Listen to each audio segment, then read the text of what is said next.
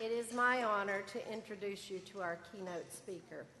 Martha Mayhood Mertz is the founder of ATHENA International and the author of Becoming Athena, 8 Principles of Enlightened Leadership. She is also a successful real estate entrepreneur, president and owner of the Michigan-based firm Mayhood Mertz Investment, Inc. Her book traces the Athena history and illuminates the Athena principles with inspiring stories from her and other leaders. And we're fortunate to have her here to share some of those insights with us personally today. Martha is the former president of ATHENA International from its beginnings in Lansing, Michigan in 1982 through 1999. Now a global board leads ATHENA International, and Martha serves as a board member and ambassador, traveling the globe to share its message that women bring a distinctive, transforming approach to leadership, an approach that goes beyond gender to speak to all who would lead in the 21st century. She has been communicating her vision and inspiration of balanced leadership for almost 3 decades now. Martha has received numerous awards for her trailblazing achievements. Top 25 business owners in Michigan, recognized by the National Association of Women Business Owners.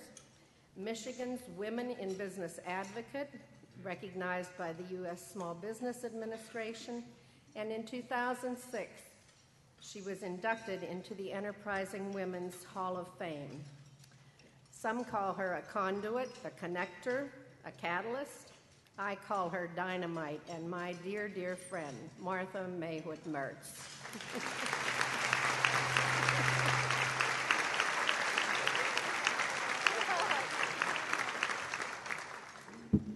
Ooh, that was good, dynamite. I can just feel the leadership energy in this room. And it is, can't you feel it? It's just kind of buzzing. So I am thrilled and honored to be here in Pittsburgh today because, first of all, you're celebrating your 20th year of the Giving Athena Awards. And there is so many little connections between Athena International and Pittsburgh. And I want to just talk to you. We've been closely aligned together for years, perhaps Pittsburgh more than any other community. Your first recipient, Cheryl Clark Stoll, served on our board. And Barbara Moore did as well. And through her, we have acquired this sensational PowerLink program and taken it to other communities in the United States. We've been inspired by Anita Bertina. We've been led by Barbara Mystic.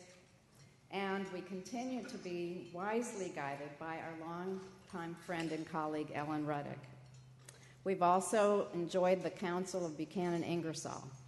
So for all of those people, thank you for being a part of Athena's growth and development and expansion in the world. The nation's view of Pittsburgh is that it is a city that exemplifies strength and courage, the same qualities of the Greek goddess that we chose and named this award for.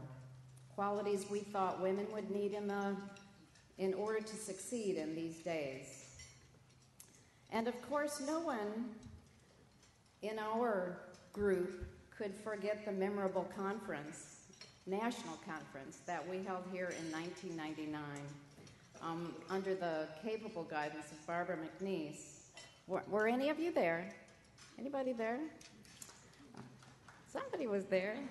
The strolling minstrels from North Allegheny High School played in such a heavenly way that we were actually dancing between the tables that evening. And interestingly, that Gloria Steinem also spoke that week about the progress that women were making in the world. And that was the occasion where we introduced for the first time the Athena leadership model a signature achievement of ours, and it still is resonating today. So with all of this shared experience in mind, the entire ATHENA family joins you in this 20th year celebration. And we have here Diane Dinkle, who is our president and CEO, as well as Heather Paquette, who is the chair of our board. And I'd just like to thank you both for coming here to be part of Pittsburgh's celebration. Thank you.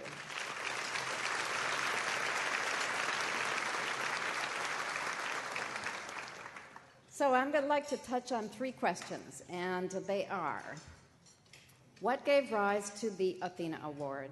What have we learned, and where are we going? So cast yourself back, if you're old enough, to the early 80s. At that time, women had, as you know, long been contributors in communities and building communities across our nation. But women were hardly on the radar screen in the professional realm, especially in high visibility positions.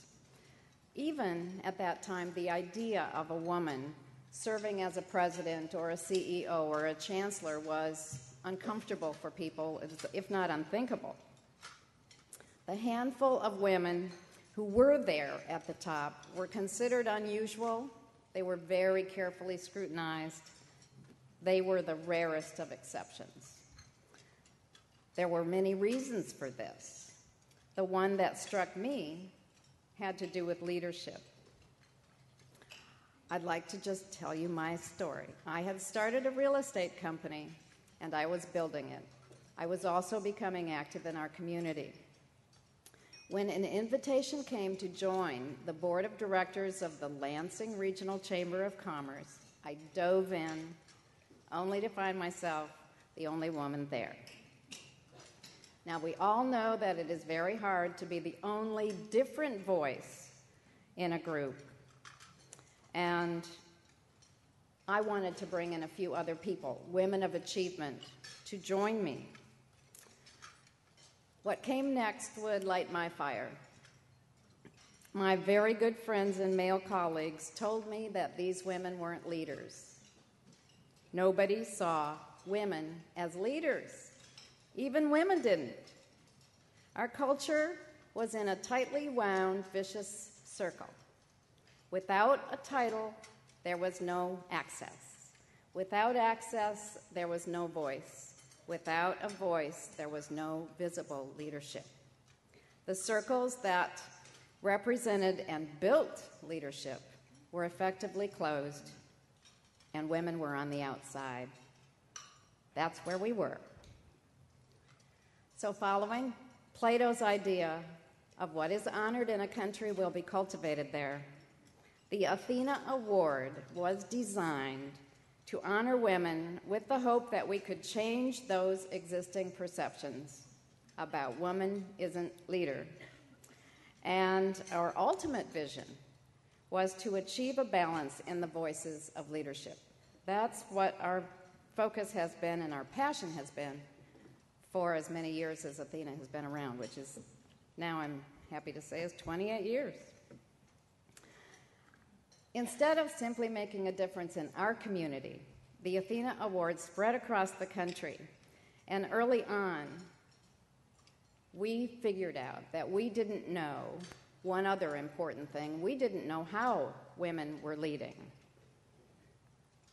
There were so many times that I have been present in a community when a recipient has just been named, the town is giving her a standing ovation, and the surprised woman's first statement is, I don't see myself as a leader. I don't see myself as a leader. The town is giving her leader. And at first I thought this was humility.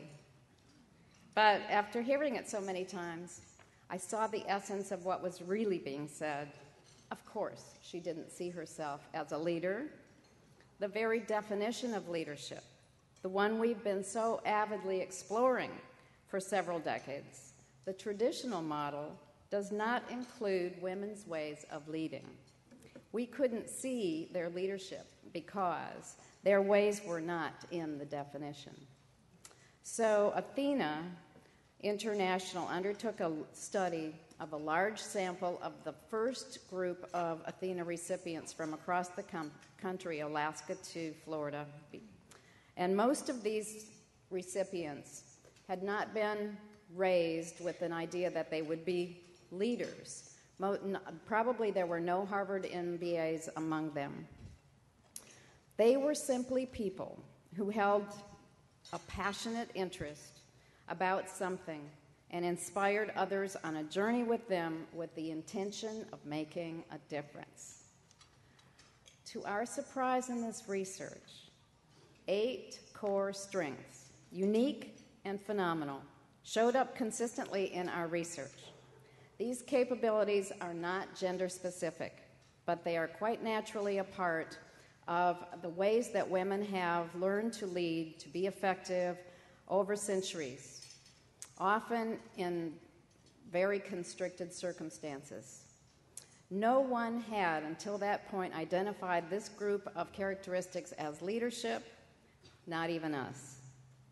So this model is based upon the importance of building relationships, not simply to further our careers, but out of genuine caring. It is based upon encouraging collaboration, listening, inviting other voices to the table so that we have a 360-degree perspective when we make decisions that affect all of us. It is based upon the willingness to continue learning no matter how highly placed one becomes. Includes the art of listening, includes one of my favorites, learning from a reverse role model, someone whom is giving you an up-close and personal lesson in how you would never want to be. The most important trait, however, for any leader, and the one that we put first in this model, is a sense of authenticity.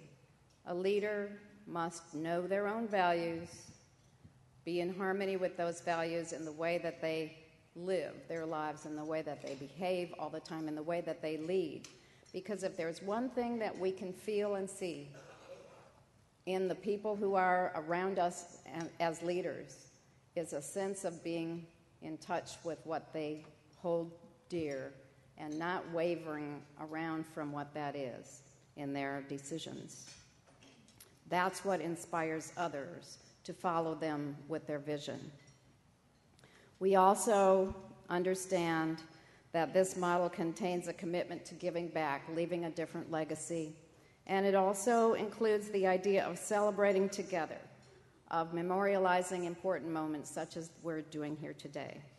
So that, in very short order, is the ATHENA leadership model.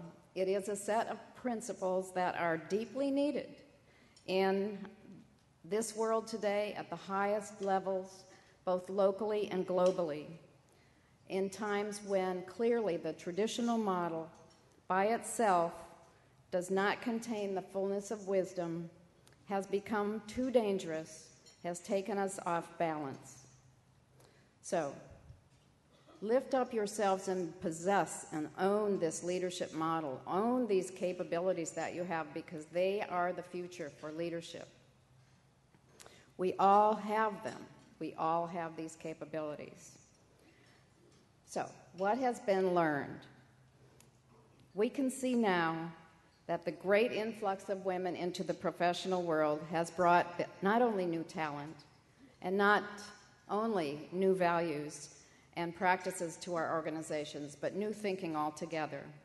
What we've learned is that it is time for us to redefine the meaning and practice of leadership to include all of us. And finally, where are we going? Everyone knows that who knows me knows I'm an optimist. And so you need to listen to this in that framework. But after nearly 3 decades, I believe that we are beginning to see what Malcolm Gladwell would call the tipping point, the time when a true balance in the voices of leadership will be achieved. Part of this was our original focus when we started ATHENA, to achieve a balance in leadership. And although we know statistically that we are a long way from that, in my view, it is inevitable that we will get there. Now we are relying upon our daughters and sons who do not approach their professions or life with the old barriers in their head or in their heart. They will be the ones who will bring about this balance for all of us. And, you know, I'd just like to salute all of the young people in this room because you're the ones that will make the difference. So,